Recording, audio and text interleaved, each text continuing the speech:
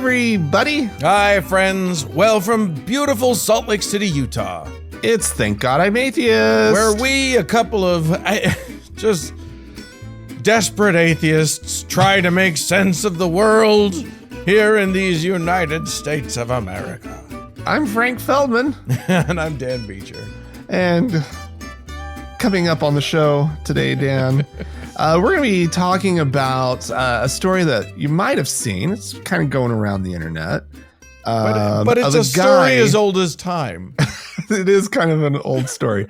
Somebody's on a plane. He's got his guitar and he believes in Jesus. Oh, Lord. And he decides that he's going to start singing some beautiful praise songs. Dear Jesus, save up me and down from the your followers. So how do you handle it? That's part of the question. What do you do? What? And also, like, does this make some of those bans on religious expression in public places that we're uncomfortable with typically, right? Yeah. Does it make them a little bit more attractive? And does it count as assault? Is it? Am I being assaulted? Because it feels like I should be able to sue. I would really, boy, it would really test the limits of my noise canceling headphones, right? Like I don't know if they can cancel that much. Damn you, Bose. Okay. Anyway, so that's coming up on the second half of the show.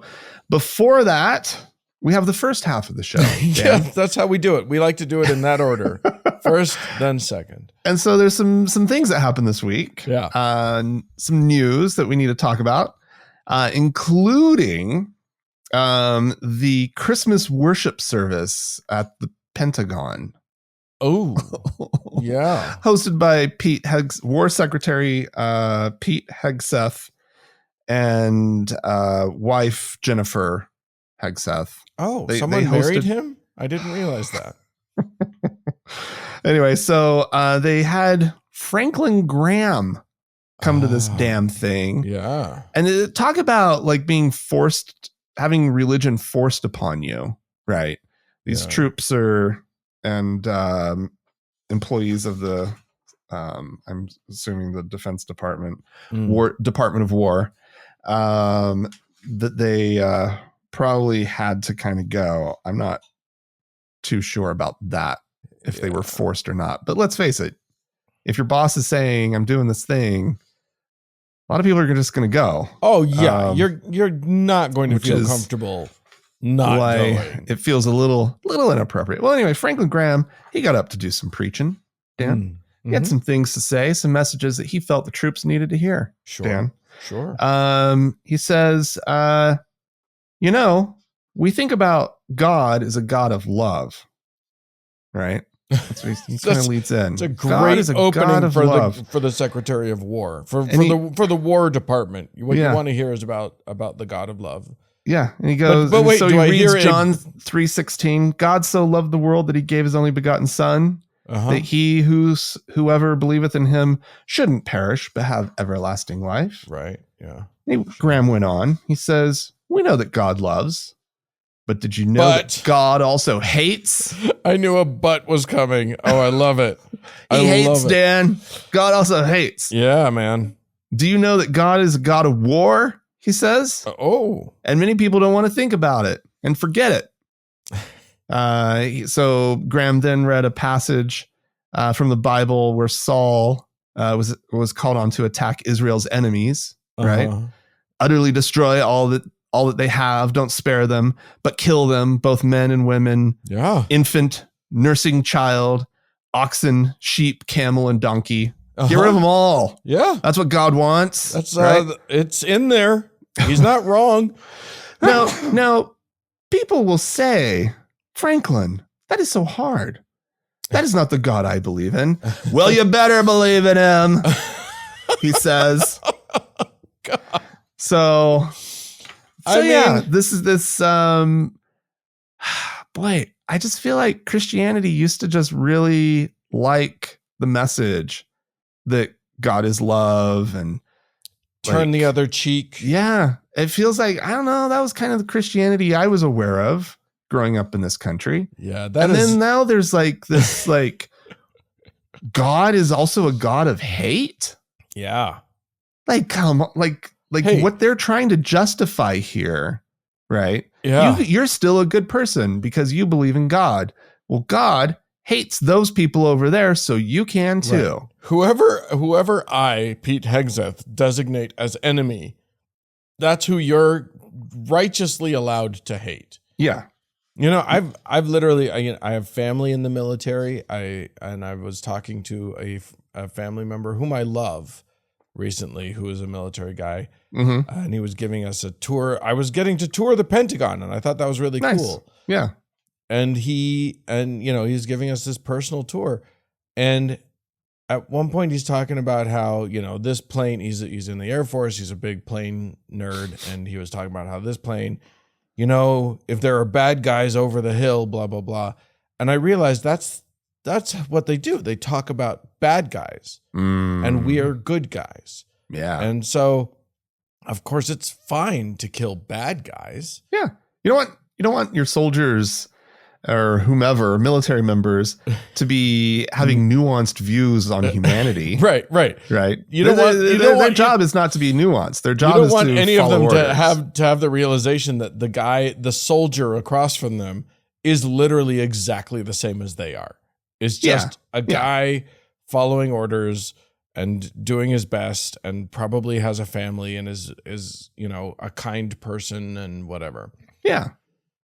So you're right. Nuance does not exist there, and nor from the preachers that they bring in. No nuance. Let me tell you something. God is not a subtle God. God is not. Franklin Graham is right. That's what's killing me. He is absolutely correct. If you believe in if you believe in both the New and Old Testament, and that those are scripture, that those are the word of God, guess the fuck what? Yeah. That's your God. Yeah. That's the guy you've saddled yourself with. Yeah. Well, when I read this, I had sort of a similar reaction, which was, Christians who believe that God created everything, right? He had to have also created hatred. Yeah. Right. Right. And like, if he created this world that's filled with hate, right? Mm-hmm. And that's a complicated view of God, right? Yeah. And it's one that I think a lot of Christians and believers in general probably wrestle with, especially Christians because of the weird mixed messages of Christianity. Yeah. But like, it's not one that you want to hear. Acknowledging that God sort of brought these things into the world is very different than than being like, yeah, God hates. Right. God. You're talking about the problem of evil. Yeah. And Franklin Graham is talking about the glory of evil. How good it is when it's our evil. When it's their evil, it's really bad. But when it's our evil, woohoo! Yeah, well put. Yeah, okay. Thanks, Dan. All right, let's move on. I'm going to tell about one Bishop Stuart Ruch. I don't know. Oh, yeah. Ruch. Anyway, this is a guy who's an Anglican bishop. But when I say Anglican, what I mean is he is from the ANCA, the Anglican, or ACNA, the Anglican Church of North America. That's the group that broke off from Episcopalian. Is that what they are? They broke off from Episcopalian in the U.S. They broke off from Anglican in Canada. Because they did not like all of this ordaining of women and being okay with gays and everything's they've gone too far. And their group just keeps getting smaller and smaller and smaller as they continue to hate and hate and hate. Yeah. So, but, and well, in fairness, the big group got smaller too. Like the one that's trying to because of them. Yeah.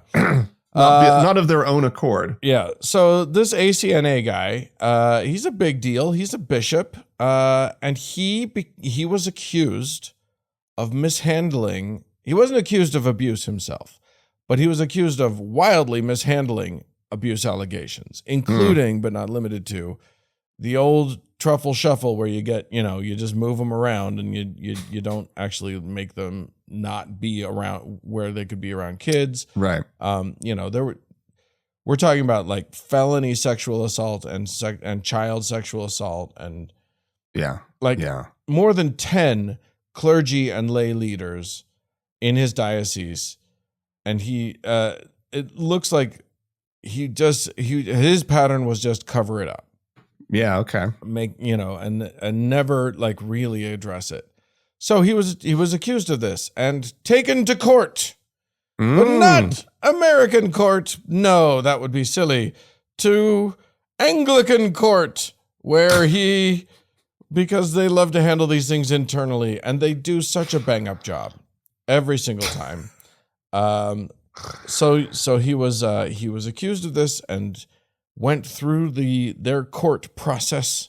Oh yeah. And their court found that there was not sufficient evidence to meet their very strict standards of proof, and so he is what do you call it? What's the standard of proof? Stuff that won't make us look bad. Is that the standard? Right. Or rather, probably stuff that looks so bad we can't protect you anymore. We have to hang you out to dry. Right. Okay. All right. But they decided no, that the evidence was insufficient to convict him. And then what? Like, even if he had been convicted, probably just fired, like just kicked out, no real consequence, no jail time, no, loss of money, or, he'd lose his job, and that would suck for him. But oh my God, talk about the least damage, the least amount of punishment for like insane amounts of damage done. Mm-hmm. Yeah. So yeah, it's always good when they handle things internally. Nothing. What could go wrong? Surely the people who rejected the overly liberal values of the Episcopal Church would love to just help out the victims in their midst. Oh yeah, of course. Well, Dan, yeah, I'm gonna continue with the whole victims in the midst theme there. This is the Catholics, though, specifically the Catholic Archdiocese of New York, which is having to pay out a boatload of money to priest sex abuse victims. Yeah. Thank goodness. And they're having to raise the money themselves because their insurance company has said, no, we're not insuring you against that. We were never insuring you against that. So we're not paying you. Oh, shit. Right. In fact, it's sort of amazing. The insurance, I'm skipping ahead to where I thought I wasn't going to do this, but apparently the grounds by which their insurance company, which is Chubb, has said that it is not obligated to settle the claims is that the abuse of victims was expected or intended. Oh, it's part of the fabric of Catholicism, is what they're saying. This is just normal operation. You knew you were going to do this. You knew that this was happening. We don't insure you against things that are part and parcel of your day-to-day operations. If you regularly set your buildings on fire, we wouldn't insure you against that either. They wouldn't. Yeah, exactly. And so anyway, so the Archdiocese is having to go around raising this money themselves. Yeah. And the way that they're doing that is they're selling off property. Because it's New York, they happen to own a lot of property locally to them, including the ground under the Lotte New York Palace Hotel. Which was purchased by the Lotte Group. It's a historic hotel. It's a South Korean hotel group that bought it back in 2015 for $805 million. This is like New York's, like their first 5-star hotel. That's the Palace Hotel. Right? Oh, okay. So this is like a big fucking deal, super posh, high end hotel. And the Catholics owned the land? So the Palace Hotel leased the land on a 25-year lease, land lease, and built the hotel. Well, I just looked it up, and it's right next to St. Patrick's Cathedral. Okay, yeah. And so every 25 years they have to renegotiate the rate that the hotel is paying to the church. Church makes a ton of money off this, guaranteed. Well, they sold the land for $490 million. Oh, wow. To help pay for the victim survivors, which is awesome. They also sold other properties along like Fifth Avenue that they owned, raising like $360 million or something like that. And they're like, but 200 million of that will go to the Independent Reconciliation Compensation Program, which is what I guess they're calling it. Good. And the remaining 200 and some odd million will go toward repaying loans that the church had to take out for previous settlements. That they had to pay. So they're really like, they're having to liquidate some serious assets, things that really brought them in money. Yeah. Or like they had like their offices, the Archdiocese offices that they had to sell off and whatnot. Now they have to meet in it's Queens. starting to hurt. Right. Yeah. And that's the point. Right?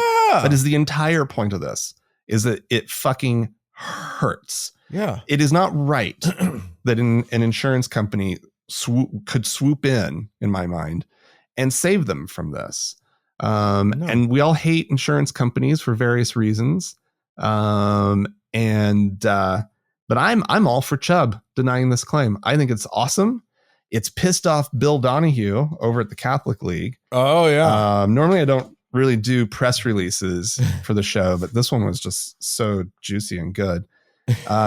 He starts off by saying that Chubb Insurance is the largest publicly traded property and casualty insurance company in the world, valued at approximately $110 billion. He quotes from their mission statement or whatever. It says, "We stand behind the promises we make to conceive, craft, and deliver exceptional insurance coverage and service, and to pay our claims fairly and quickly." And he's like, that's how they describe themselves. Basically, they are liars. Well, listen. He says that to pay for these settlements that the Archdiocese has made with victims, they have had to reduce their operating budget by 10%. They've fired staff. They've sold significant real estate assets. And he says the alleged cases go back to World War II. No other organization, secular or religious, has been subjected to anything like this. The most egregious example being the New York City public schools, where the sexual abuse of minors is ongoing. This is not a coincidence. There are ideological and financial motives for going after the Catholic Church. Wait, it's not a coincidence that there's abuse happening in the schools? Well, it's not a coincidence that nobody's going after them. Oh, they're going after them. What are you talking about? But yes, New York. It's a little different. It is a little different when, you can. The Catholic Church has a lot of assets. Yeah. Right. And bleed them. Right. Go after them. And literally nobody tells. If someone is abused in a school, nobody tells them, don't sue the school. That might hurt the school. Yeah. Right. But they say that about the church. Yeah, exactly. They say, no, don't hurt the church. Yeah. Hurt the fucking church. And I don't know these situations with the public schools in New York and what the abuse has been or whatnot.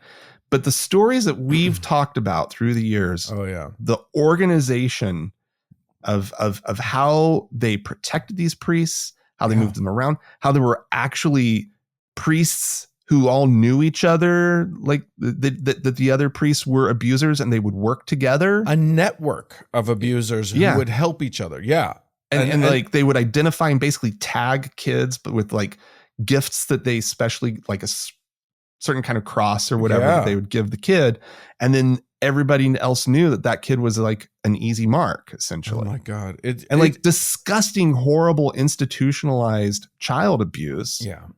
And like, so yeah, bleed them fucking dry. These lawyers that are going after them, and because he like tries to tarnish, the motivations of the lawyers. Now we know why the lawyers are suing. You don't have to besmirch the lawyers. The lawyers are suing because that's how they make money. Yeah. Right? The lawyers are doing their job, sir. Yeah. Like, and if they're going to make a lot of money because they get a percentage of that settlement. If you're mad about it, be mad at the church that has been raping people and then covering it up. Don't be mad. Don't be mad that people now want compensation for having been for having been abused. That's absurd. And then he quotes Timothy Dolan, Cardinal Timothy Dolan, Archbishop of New York, right? Who's out now? Did you know that? He's out and a new guy is in. I was going to maybe do it as a story, but I decided not to. Guy, some guy from Chicago, right? A Leo buddy. Yeah, a Leo appointee. But anyway, so he quotes Timothy Dolan. It has always been our wish to expeditiously settle all meritorious claims.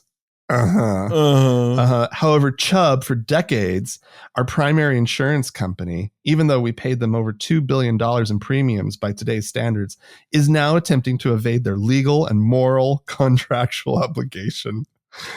To settle covered claims, which would bring peace and healing, to the victims, right? Yeah. And it's like, oh yeah, because you've been on these victims' side so much. Yeah, through this process. We're so sympathetic to you, Cardinal Dolan. Here's the thing. I'm not a big fan of insurance companies. They can be very awful, but they will not look. They know that the Catholic Church has gobs of money. The Catholic Church has a legal team, especially the Archdiocese of New York. They have lawyers. They know what they're doing. So Chubb isn't going to deny something that they don't know for a fact they can defend in court. Yeah. Yeah, totally. So I think probably Chubb is right on this one. And I think you're right that I'm glad that the church has to feel this pain. Yeah. Because because they need to. How else are we've tried everything else to try and make them act right, and they're not. So they need to feel a lot of pain. All right, I'm going to take us. There's a very interesting story. A lot of people are very anti-AI right now, and there are good arguments to be made on all the sides about AI, and we're just using. It's not real AI, but we're going to use that phrase because that's what we know. We're talking about large language models and all this other stuff. It's right. Chatbots. It's just amazing computing, like higher end computing. And yes, there's an environmental impact and there's all this stuff. I think it's overblown, and I think people are wrong about how they're looking at it a lot of the time, but that's just me, as I've read about it. The point that I'm trying to make is, and by the way, yeah, it is going to kill us all. Of course it is. Of course it is. This is how humanity dies. But in the meantime, before Hegseth, arms the robots and then tells Skynet. Them, before Skynet. which is coming toot sweet. But I never would have thought that Terminator was actually a prophetic movie. Fucking so real. But yeah, it won't look like Arnold Schwarzenegger. That's the one thing we can feel good about. No, it'll look like the scariest four-legged thing. It'll look like cute puppies, robot puppies. We're all going to die from robot puppies anyway. And Teddy and Ruxpin will bite your face off. Yeah, exactly. So, but in the meantime, before that happens, there's some actually cool stuff that's being done by these computing models. And one of the things that's happening is that AI is actually being used. There are just gobs of ancient texts that have not yet been translated, that have not yet been looked at. They just have them. You have to try and decipher what it says because it's often difficult to do that. And then you have to translate it, and it's all very tricky. There are manuscripts, for example, from Egypt that were held in Cairo's Ben Ezra synagogue. So these are Jewish manuscripts. And they've been going over these. There's more than 400,000 fragments. And they've been trying, ever since the late 1800s, people have been trying to get these things sort of transcribed and then translated. And it is laborious, and they've only gotten through a fraction. I think fewer than 15% have been transcribed. Yeah. But they trained an AI model on it. And now it's tearing through the work. Wow. And I think I just think that's really cool. This is one of those things where it's like we could gain, as someone who, I do a podcast that looks at a lot of the anthropological evidence. And I think one of the neat things about it is that the more we learn, the more the less the Bible looks like a holy text of God's infallible word, and the more it looks like a bunch of stories from ancient times, and we get perspective on that, and we get like a much broader understanding of like what was really going on, and we can sort of, I think more and more people are able to like kind of let go on their, this book is an infallible thing, and they can just go, oh, it's an interesting piece of history. Sure. So I'm actually really excited about all of these things sort of coming into the world of the scholarship, and that people can say, and that, they're doing it in other contexts as well. But I just think that's an interesting thing that that AI can do. It's it's language and shit. That's what the thing is, like, that's its bread and butter. Yeah. Right. Like, and we still have languages that we have not yet deciphered, written languages, that we have no Rosetta Stone for. Right. And I'm guessing those are going to be deciphered now. I'm guessing that things are that this is going to change the game entirely. That's amazing. So I like that. So it's not all bad. It's not all bad. It's only, it will be bad when we all die from it. But until that moment, it's kind of cool. And it's not great for the environment. But I think that's also wildly overblown. How bad it is. Yeah. We'll just put in some nuclear reactors and just fucking put it in a place where you're not using municipal water and that stuff is like it's a no-brainer. If anyone would bother to regulate it at all, it would be a lot easier to anyway. Okay, Dan. Don't try to like make them be reasonable. No, that would be awful. Well, Dan. Yeah. There is a phenomenon right now surrounding claims about the end of the world. Right. Okay. There seem to be a lot of them happening. Yeah. Right. These people get online. They become sort of low-level influencers, like these religious preacher types. Yeah. Right. And then they make a wild and crazy claim about the world ending. Sure. And everybody like jumps on. And it's like, oh my God, the world is ending. Right. Yeah. This guy said so. Must be true. Right. Well, I want to talk about one of the latest. His prediction is that the world will end on December 25th of this year. Oh, which means the show will be coming out. If there's any world left for the show to come out. For this episode. But here's the thing. We might be talking into the void, you and I, Frank. This might go to no one. Here's the amazing thing, Dan. Is I have been consistently right through the years that the world actually is not going to end. When these guys make these claims. Okay. I've been right every single time. Correct. Yes. And I'm not getting any recognition. Oh my God, you're a prophet. For my prophetic abilities. You're a goddamn prophet. It's amazing. As are every one of us that's listening to the show. We are all, and so it's like, what do you have to do to convince these gullible people that keep falling for these things? Anyway, so this guy, his name is Ebo Noah. Why Noah? Oh, because the world's going to end by massive flood. Oh, okay. It's going to start raining on December 25th, and it's going to keep raining for 3 to 4 years, according to him. Wait, during which time the first time it took God 40 days. Now it's going to take years. Take a long years this time. Oh my God. He says that he's had dreams where he's seen cities drowning, continents being swallowed by water, and people desperately seeking shelter as the world collapses into chaos. I've seen this movie. I have seen this movie. I'm okay with him. I could believe that he had those dreams. I believe you. I don't. Yeah, sure. You can dream whatever you want. Yeah. Doesn't mean it's going to happen. He says that it is a direct repeat of the biblical flood. Have the rainbows stopped? Am I missing something? Right? Like it wasn't. Also, aren't the rainbows God's?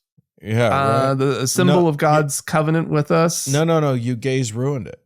The gays broke the rainbow. It's not. They broke it, and now it doesn't mean that anymore. Anyway, so Noah, being this guy, Ebo Noah, he's doing what Noah did, except he's building 8 arks. I think. Okay. 8 giant wooden arks that he believes will save humanity from this flood. He says that the animals have begun appearing to the ark site all on their own. Oh, okay. As evidence of this, he has shown videos of goats and birds. Who've shown up. I'll bet birds have shown up. I'll bet that's real. I bet some have even landed on these boats. I looked at one of the videos, and I have to say, one of the boats I think is real. I'm not sure that all of them. I think they're playing around with some AI image generation. Yeah. But I'm looking, I Googled it, and I'm looking at image search, and it does look like there are some images of him walking on a wooden deck or whatever. I think some of it's real, but I don't think all of it's real. I think that like it's been a little whatever. Also enhanced. But that's not the point. Whether he's lying or not. Yeah. Well, what were you going to say? I was just going to say, making a wooden boat-shaped thing and making a seaworthy vessel are two very different ideas. Exactly. Well, also in this day and age, there are boats. Like if the world flooded, guess what, dude? Plenty of people are on aircraft carriers, and Royal Caribbean will take care of you. You're going to be fine. Cruise ships and... barge or whatever you call the ones that carry all the, freight. And behold, they went forth to the Carnival Cruise pier. 2 by 2. 2 by 2. Anyway, so none of it really like makes sense or whatnot. But like,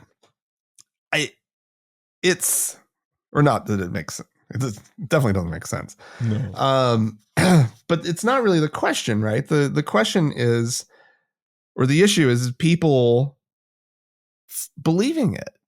Like it doesn't matter how much you can point at that. Well, that's fake and that's fake. It's all fake. It's right? all fake. Like once you're okay with the idea that the world's going to end, which is such a crazy claim, right? It's never worked. Nobody's ever made this claim, and it comes true, right? But this just feels like the National Enquirer at this point, Dan. Yeah. Like I think the internet, like, and I'm so willing to read it, and I would have always turned my nose up at the National Enquirer, right?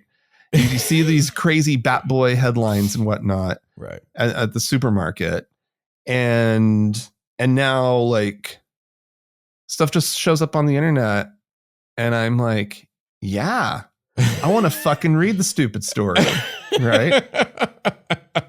I'm like so tired.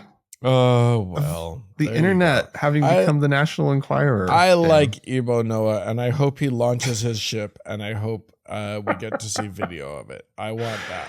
The problem is, I mean, it's got to flood. He's got to get a flood for us to see these boats. If they'll float desperately want it to start raining where he is on Christmas, just so that he can be like, huh?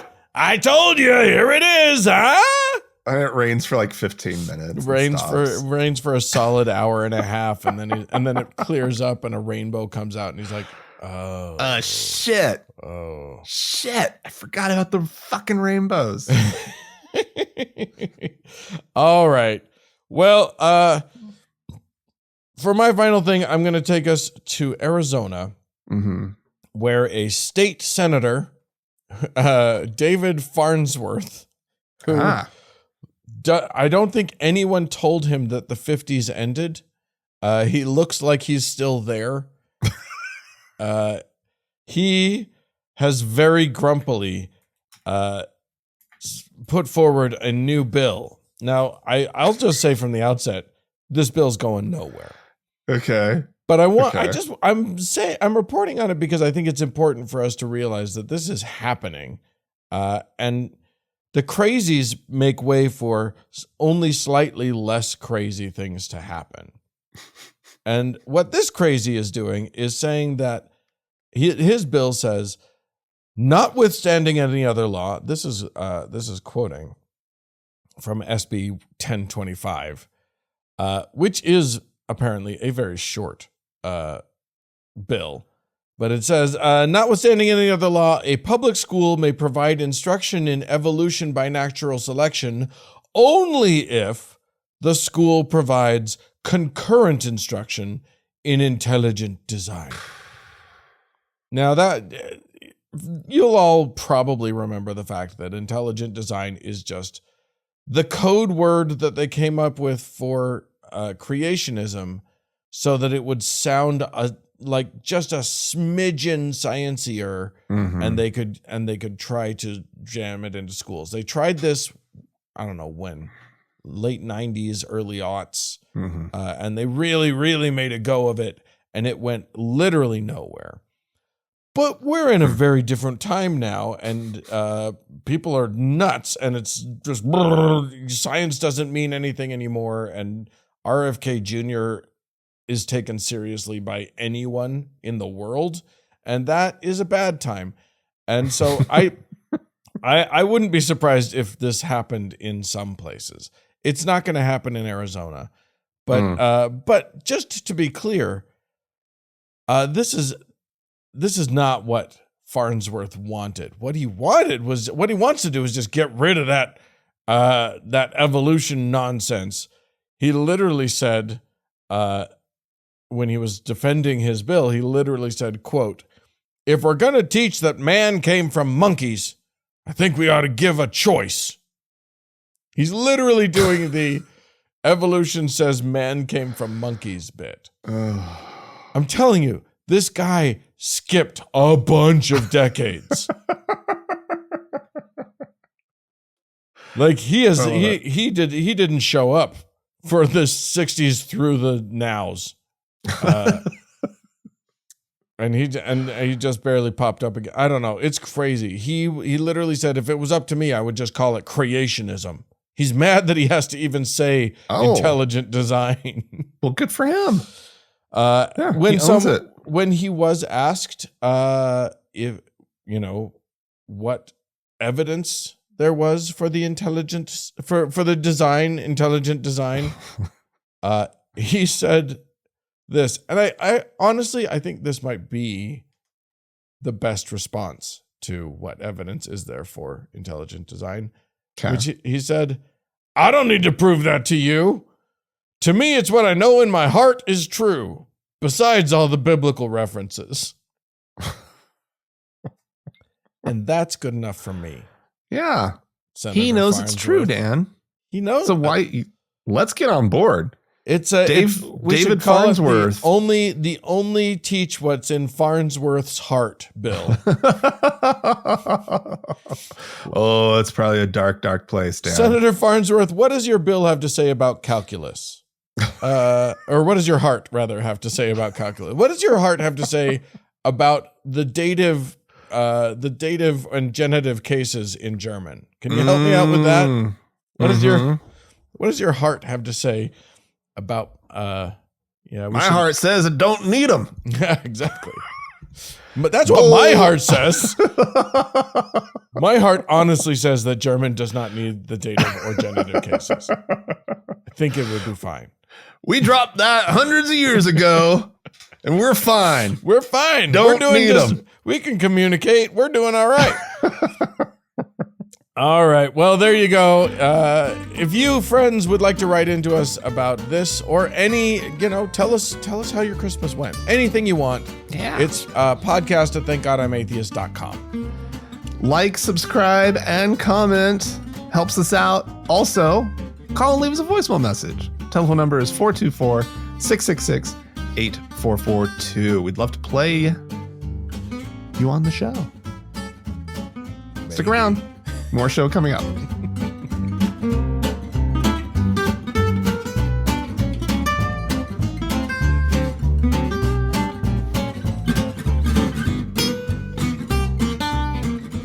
Well, Franklin, we had some folks write into us, call into us. We got a bunch of people. Yeah. Missives from all across this great world of ours. Yeah. This is from Dicey, I want to say. DC? Okay. I don't know how DC or Dicey pronounces their name. Anyway, yeah, it's complicated. Says, I was not scrolled all the way up on that. Okay. Hello, says Dicey. First of all, I love the pod. My husband and I have been listening for years. He's atheist, and I am what you maybe call atheist Christian. Yeah, it's complicated. Okay. Yeah, it's complicated. Yeah, okay. Anyways, I'm a high school teacher in rural Georgia. Whew, this is going to be fun. This is not me editorializing. Okay. We got a new principal at the beginning of the school year, and on day one, he made us start saying the Pledge of Allegiance. Super yikes, but I'm proud of how many of my students refused to say it. Interesting. I'm interested that they weren't saying it before. I think that's really interesting and cool. Then today, we had our end of semester luncheon, and our new principal prayed before we ate our food. He said he was going to bless the food, and then it was just a really aggressively Christian prayer. And again, this is coming from someone who is effectively Christian. He even said, in Jesus' name we pray. He was not mincing words. I'm just wondering if we have a legal leg to stand on to protest this behavior. Should I let it go? I just don't know what to do. Okay. I would say go to the FFRF. Yeah. Because I don't think Freedom from Religion Foundation. Yeah, the Freedom from Religion Foundation, they've dealt with this kind of thing a lot. Mm-hmm. And I think you can keep yourself anonymous if you do this. And I think that would be wise. Yeah. In this case, because look, if you were in a big city, you'd be fine. But if you're in rural Georgia, I can imagine things could go bad for you. Yeah. We've seen it happen many times. And I think this is the kind of warning we're going to be issuing a few times in this segment, just as a preface, a preview of what's to come. Okay. But yeah, I would be careful about it. So yeah, but talk to the people at the Freedom from Religion Foundation and just let them know what has happened. Send them an email. Yeah. And they'll be able to take some action. Probably the first thing they would do is just send a letter to your principal. Yeah. That just says, hey, you can't do that. Right. Stop it. Presumably workplace, dude. Exactly. You are a government. You can't force your religion on people. You are a government employee, and that's not acceptable here. Go work for a religious school if you want to do that. Yeah. Anyway, that's what I would do. They can keep you safe, hopefully, and maybe make the Jesus go away from your work. Should we listen to we have a we do. We have a voicemail. And it's short and sweet. So we can just get to it. All right, here we go. Hey guys, this is Blair. I was wondering if you guys ever had an agnostic phase on your way to atheism, and what your view is on agnostics versus atheists. Love the show. Thank you guys. Bye. Well, thanks for calling in, Blair. Yeah. I just had a conversation last night where I was cornered at a party by a guy who was like, I want to talk to you, Mr. Atheist guy. You know, I'm everybody's like go-to atheist in the friend group because you know, obviously, and I don't know this guy very well, but I know him, and he was like, I'm an agnostic, and I don't know, and he just wanted to push me on the whole atheist versus agnostic thing, and I think that my view on atheism and agnosticism has morphed and changed over time. Okay. There's a problem with definitions. It's just a problem. Everybody defines those words kind of a little differently. Sure. And I think that I think there's some generally basic understood, like when people talk about being agnostic, as I think the way that Blair's using it, it's sort of I don't really believe anything, but I also like can't say that there's not a God, right? And, yeah, and there might be something, and that's fine if there is, and it's not a God that I can have a relationship with, or nor do I feel the need to, and blah blah blah blah blah blah blah. Right? Sure. Like it's just sort of this. I don't really believe, but I also don't not believe. Yeah, it's like this middle ground area. I used to use sort of definitions that I initially heard. He didn't make these up, but I originally heard from Penn Jillette, actually, who talked about atheism who talked about those two things as answering different questions. Mm-hmm. Atheism is like, do you have a specific belief in a God? It's a belief question. And either you do or you don't. It's kind of binary. You either believe in a God or gods, or you don't have any belief in a God or gods. And if you don't, then you're an atheist. Right. And agnosticism is a different question. It's an epistemological question. It's, do you believe that you could know? Is it possible to know one way or the other? Right. I don't find that very helpful anymore. I used to like to hit that, and I used to think that was a cool way of thinking about it. And I think it's fine to think about it in that way. But I think you're right. The more common usage is different than that. It's just, and like, it's nice to go to dictionaries sometimes and find the actual definition of a word, but it's also like not necessarily how people really use the word or understand the word sometimes, especially these two words, because I think so to move to the word atheist, people think that that it's an active disbelief in God.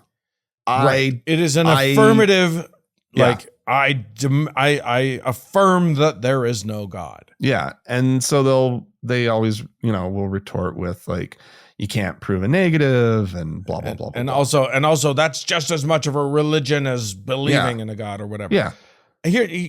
So what I've come to is that, to me, an atheist is just someone who looks at the evidence that they have at their disposal and sees no reason and sees reason to disbelieve in a God, sees enough of the evidence is there that they can just say, I don't believe.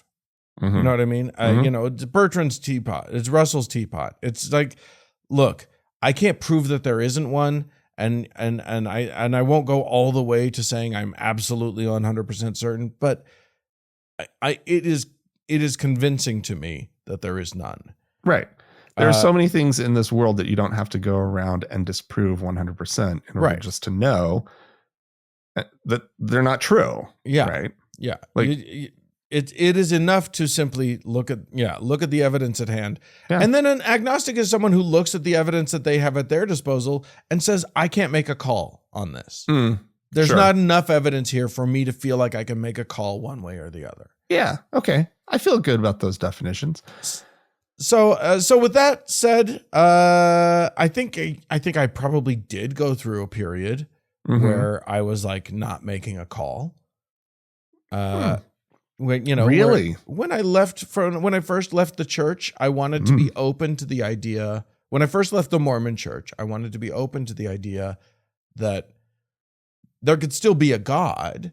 I don't need, there was a brief period where I was like, hey, God, I'm still here, but I'm pretty sure that church ain't the juice. That ain't the one. Mm-hmm. What do we think? But I don't think it was a long period before I looked around. But because once I left the church, and maybe this is a sort of high demand religion thing because we left a very high demand religion. Mm-hmm. But I left it and then finally was able to ask myself honest questions about the universe and about what I saw around me. And then I was like, oh, it's all stupid. Oh, okay. Yeah. I get it. There's no magic. It's just, there's just what I see. That's all there is. Yeah. I did not go through that. You just it was like a light switch. Sunk. It was just, I kind of just remember the moment where I was like, well, I don't really, this whole trying to get an answer about the Book of Mormon being true or not, right? That whole, that test, right? Yeah. The Mormons say, pray about it and you'll know, right? Yeah. I was like, I've never really felt like I really believe in the Book of Mormon. And I'm like, well, that's like Joseph Smith's major number one claim, right? Yeah. And so, no, I guess he's not a prophet. And then I'm like, well, then the church isn't true. Yeah. And then I was like, is there any reason to stop there with this line of reasoning? Right. And I was just like, do I feel any need to try to find a God out there? Right. Is there anything in the world like these tests were supposed to like lead me to the truth? And that's essentially similar tests are required by all the other faiths. You have to have this moment of being touched, right? Yeah. To feel it. And I was like, nope.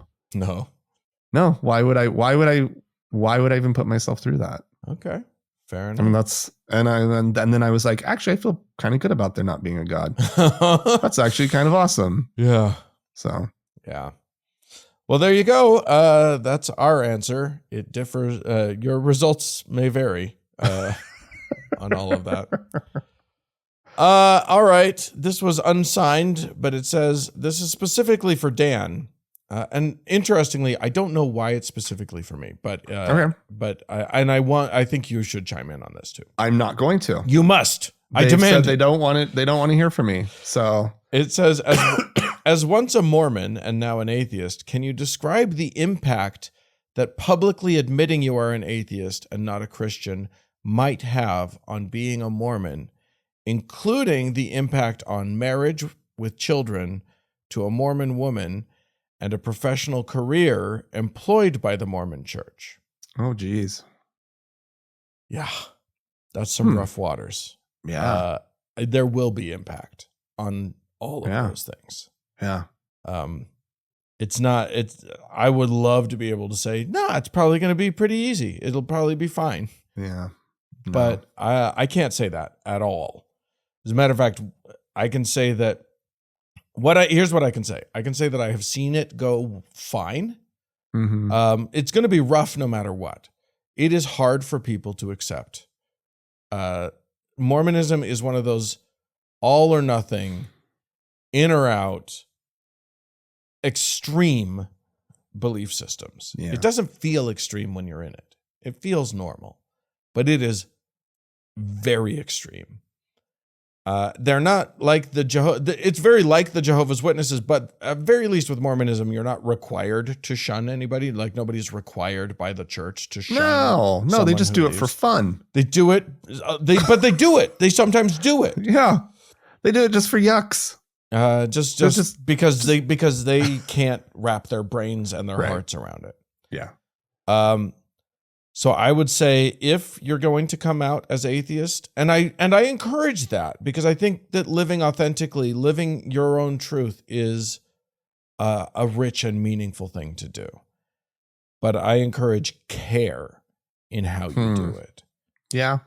And if you can't do it, you can't. That only you can make that choice. Yeah. Only you can get to there. But there's a cost benefit thing going on here. Yeah. That and only the listener can really answer, right?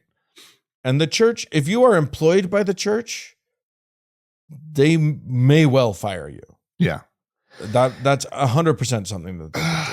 Yeah, this whole it depends on how you're living authentically thing, Dan. This is actually probably why you didn't want to hear from me, but or they didn't want to hear from me. Yeah, who cares about living authentically? Okay, your truth. I don't need your truth. Live your truth. Oh, no, live the truth. I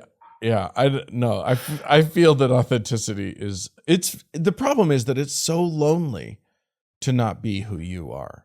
Yeah. To not be able to be you. It's rough. It's also the story of humanity. People have been doing it a long time. Okay. And they have their reasons for not, right? And you have to leave people the space, I think, to make a judgment call about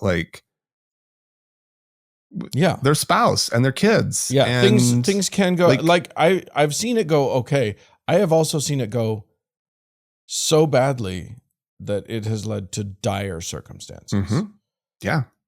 So one of the things that I think is really important as you make your choices in this, and I think that Frank makes a good point, and you can ignore him going about authenticity. But I think that he makes a good point that it's not always safe. Yeah.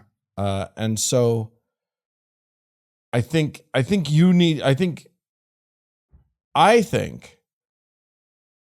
go to therapy is very important. Get your head straight about you and who you are, and then slowly and carefully and deliberately bring in people that you think you might be able to trust. If you have an aunt or a family member that's a little more peripheral that you think you can talk to about it, that's not a bad choice. Someone who's already left the church and sort of been through that. But for my money, I think it's you're guaranteed rough waters, but most of the people that I have encountered who have left the church, who have gone through those rough waters, are grateful that they did.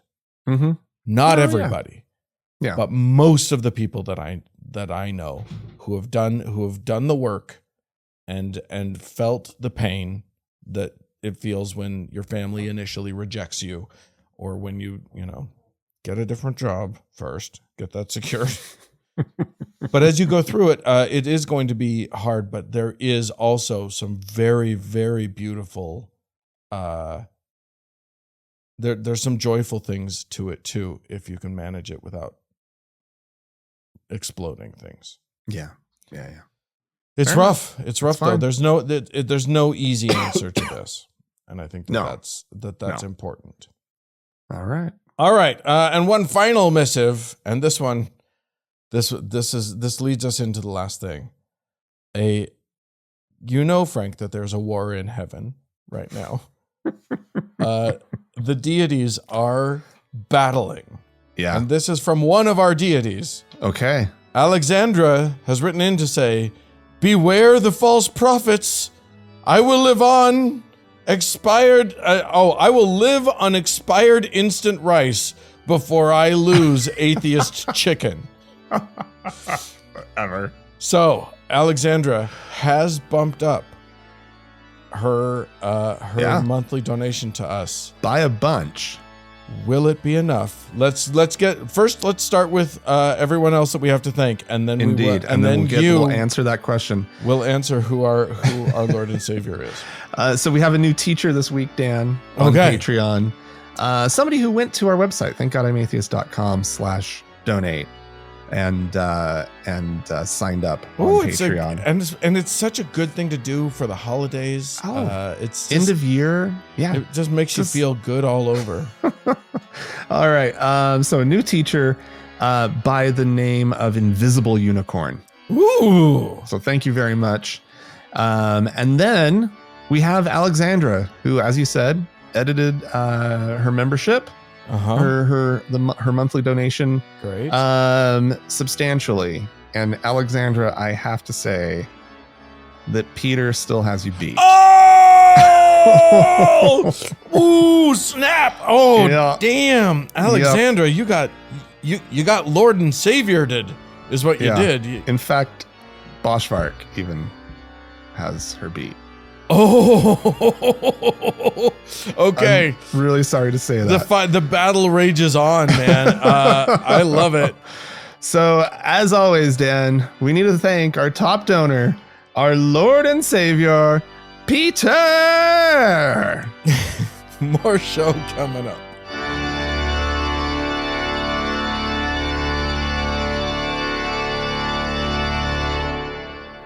Well, Frank, Dan, we talked about it at the top of the show.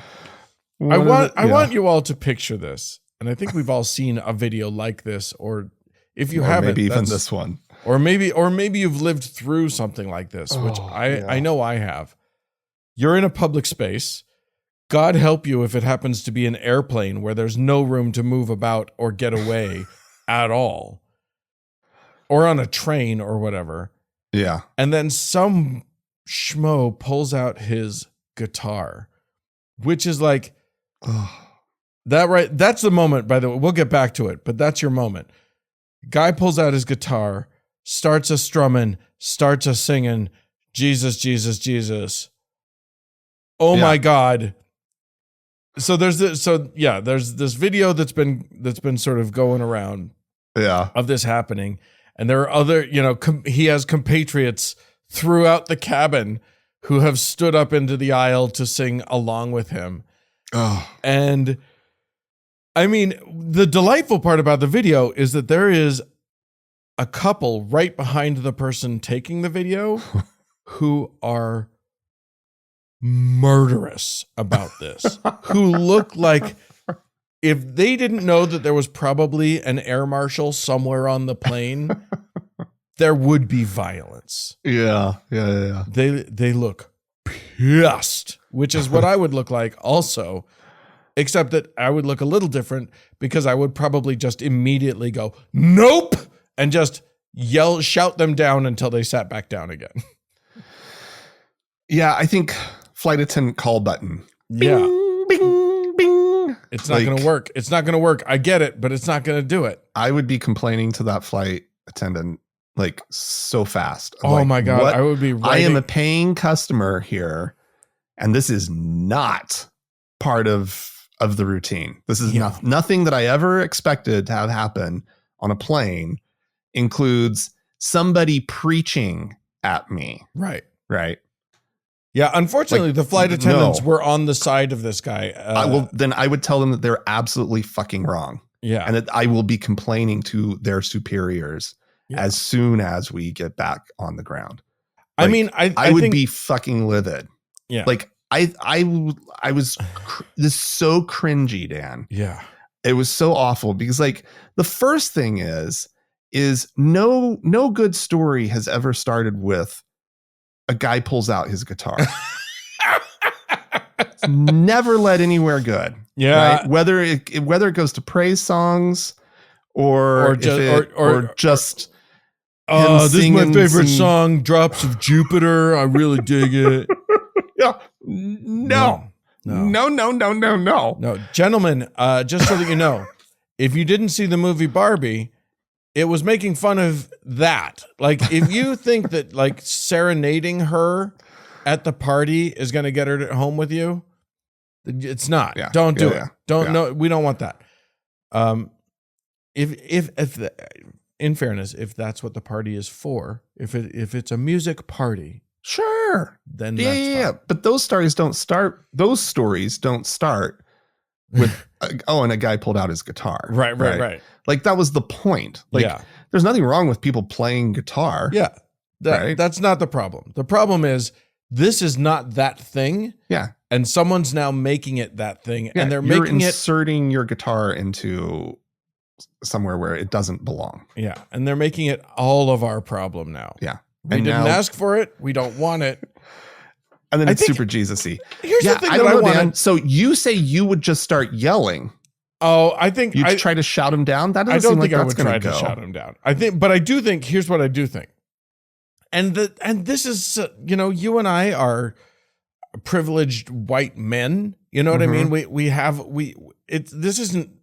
This is probably, first of all, this is probably a bad idea anyway, but like I instinctively, I have done this. Someone had the impulse to say, oh, should we pray at a thing? And I would and my immediate impulse, and this is not just for my own sake, but because I know that there are other people in the room who will hate it. Mhm. I immediately go, no. Yeah. As like solidly and from my whole chest, I will just say no. Because I think that can put an end to things real quick in a lot of situations. This guy had already gone to the story here is that he went to the flight attendant and said, hey, can I sing a song for Jesus? And the flight attendant said, let me ask the pilot. And the pilot said, yes. This guy feels completely okayed to do this. Yeah.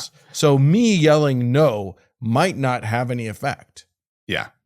Also, that pilot is a problem. That pilot, everybody involved in that needs to go to retraining. On my way out, I would be asking for everybody's first and last name. Although, I mean, all you need is like the flight number. The flight number, yeah, they know. Right. Because the airline knows who was flying I hope they know who was flying the plane.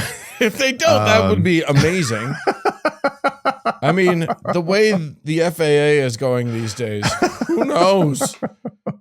But yeah, it's so inappropriate. Yeah. That I think shouting them down, I think like standing up and like I don't get violent by any means, but go to the bathroom and brush past them and make them stop as you go past them. Be rude about it. They're being rude. They're being so incredibly rude. So I don't think it's a problem to be rude back at them to stop it. But I think I don't think shouting them down is really the answer. And I don't think that and certainly don't get violent or anything like that. No. But I think the flight attendants should hear in real time. Yeah. Right. That this is inappropriate. Right. Yeah. That you were coming from clearly a privileged Christian position. Yeah. And so it just makes total sense that everybody would want to hear this, and people don't. In fact, it's actually downright offensive to a lot of people. Yeah. And so you need to shut this down. You need to get him to stop singing and to sit down and put his seatbelt on, because that's what you're supposed to do in a plane. Is you're supposed to sit and have a seatbelt on. Yeah. And use the bathroom every once in a while. That's okay. Right. I'm just trying to watch Die Hard on this tiny screen in front of me. Oh, Die Hard. Have you watched Die Hard yet this season? Not yet. Oh, the best Christmas movie ever. Anywho, here's the thing. One of the things that I wanted to talk about is the premise that this guy is operating under, which is that somehow maybe this will touch a heart. And that heart will then be given to Jesus, and he'll have saved a soul. Yeah. And it's like somebody needs to get it through to them. Yeah. That will never happen. Yeah. That this moment that you're having right now, it will, if it touches a heart, and it won't, but if it does, that's someone who is already on your team. That is someone who is already a Christian. Yep. And all you're doing right now is making us hate you. Yeah. You're hardening our hearts. You are pushing us so much further away from this guy that you want us, that you pretend like you want us. And the thing that really bothers me is that message, if you said that to them, it doesn't, even if you got their trust and you said it to them. Yeah.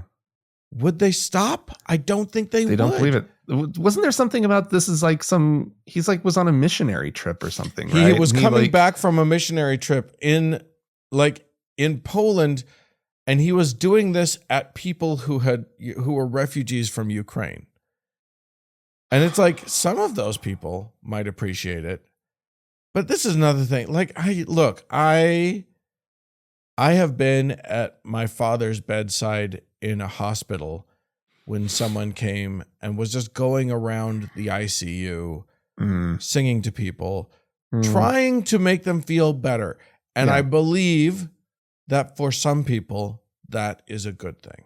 Some people really feel great when they are sung to spontaneously. But oh boy, I was not there for that. I'm going through a series of deeply complex emotions. Yeah. And it felt like they were trying to make me like feel better. Yeah. And I don't want to feel that's not going to make me feel better. Yeah, that's not the thing. What you're doing is just making, you're trying. I didn't want it. Other people wanted it. I did not want it. Yeah. And I think that's the problem, is that if if someone decides that music is what's called for right now for these 112 people or whatever. Yeah. And it's not like you can just, I can close my eyes, but I can't turn off my ears. It's not something that I have access to. So it's not something that you're giving anyone a choice on. It is just it is assault. I feel assaulted when I'm in those situations. It's emotionally assaulting. Yeah. Because the cringe is unreal. Ugh, the cringe. Just so bad. And I'm uncomfortable. Mm-hmm. They're in my space. I'm having to listen to crap, absolute crap. Yeah. And I cannot, and like, I don't understand, because there were people on that plane who were like, oh, right. Oh, this a stranger is singing Christian songs at us, right? And it's so hard to imagine. They were that. happy about it. There were people that were happy about it on that plane, and I cannot, for the life of me, I don't know who you are, because it's like, even when I was a believer, I didn't want to hear some rando, right? Like, coming along singing their Jesus shit. Yeah. I mean, Mormons are funny about that a little bit, right? Like, your Jesus shit's not my Jesus shit. So get away from me with it. Right. But like, I've seen other things where like the cast of The Lion King is all on a plane and they start singing, and these are professional singers and they did a fantastic job. And I still don't think I would have liked it if I was just on the plane when they started doing it. Once I caught on, maybe I would think, hey, this is kind of cool. We're getting a free sort of performance or whatever. But even then I would just be like, I hope they finish I hope they don't do the show. I hope they only do one song. I want to hear that one, They have all the puppets and their carry-ons, and they just start. They dim the lights. But yeah, the first, when the first notes started echoing out, I would have been like, oh no, what am I in for? But then it turns out that they're actually professionals.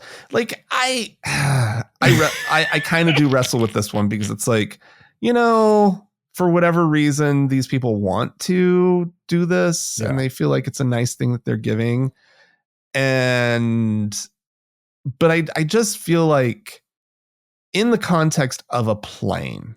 Yeah. Right. Like, nobody wants to be on a plane.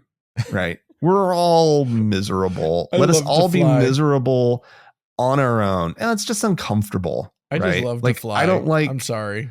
I can't. You like being crammed into a little seat. To fly. And love to fly. Your people in front of you being very rude about how they're leaning back and so forth and so on. I love to fly. You love all that? And I think it's okay for people to lean back their chair. In certain contexts and at certain points in the flight, it is. Yeah. Right.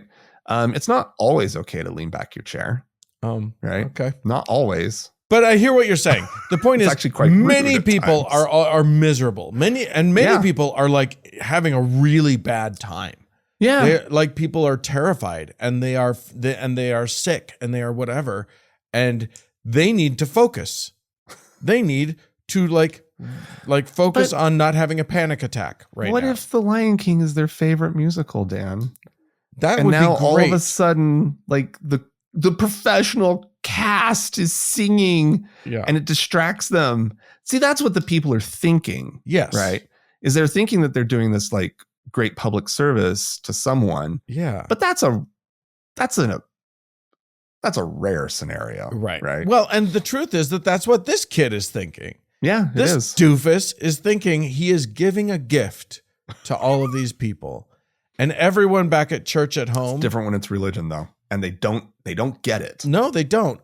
Or they do. I think they know that they are inflicting this on people, but they think that it is like good medicine for them. Sure. I don't. They're saving souls, Dan. Ugh, all right. Nothing more noble.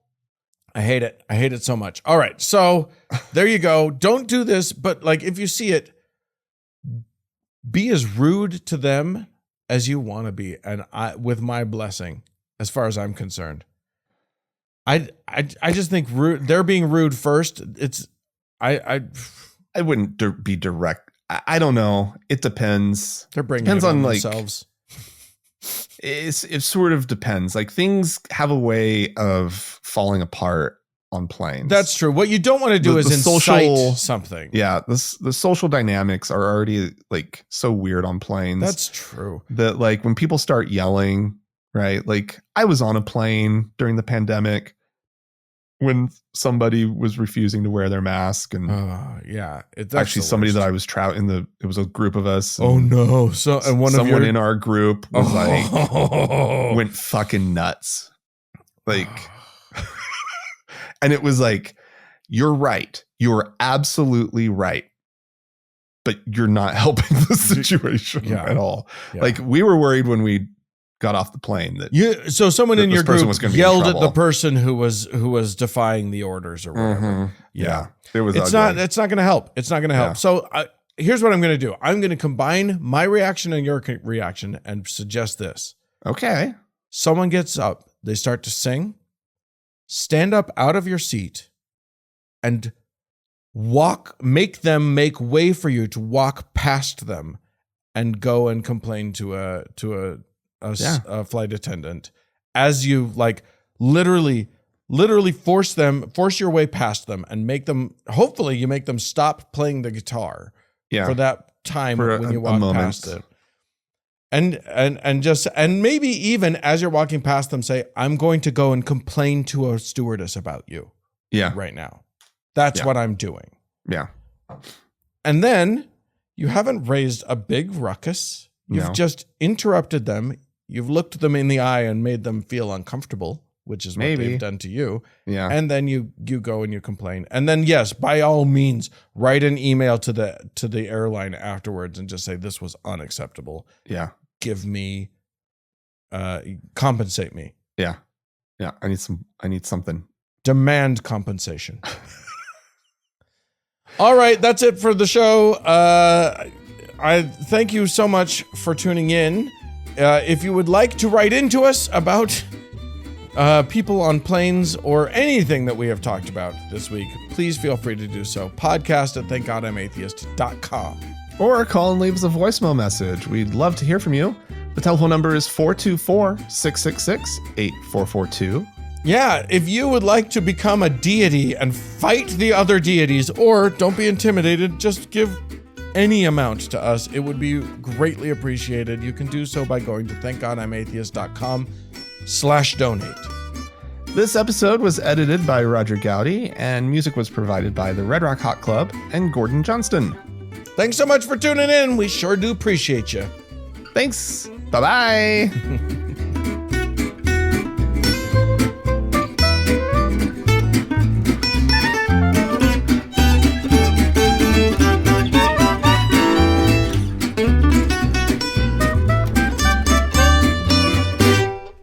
Thank God I'm Atheist is a production of TGIA Media LLC, copyright 2025, all rights reserved.